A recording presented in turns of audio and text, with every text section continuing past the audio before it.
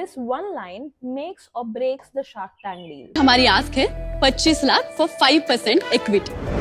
इस एक लाइन में छुपी है तीन चीजें, capital, equity and valuation. Welcome to shark tank decoded, जहां हम इसे बिग बॉस की तरह नहीं एक एमबीए क्लास की तरह देखेंगे। इमेजिन लैला और मजनू का 6 महीने से टॉकिंग स्टेज चल रहा है एंड अब लैला मजनू को जाके बोलती है कि अब तो मुझे कमिटमेंट चाहिए and in return I will be loyal, मैं हर मेल इंटरेक्शन का तुम्हें अपडेट दूंगी।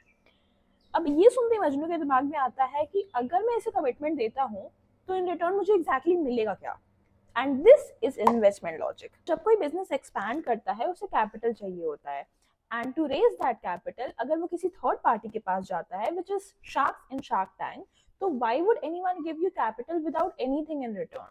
And that is why business offers equity. Equity का मतलब है बिजनेस के पूरे ओनरशिप का कुछ हिस्सा।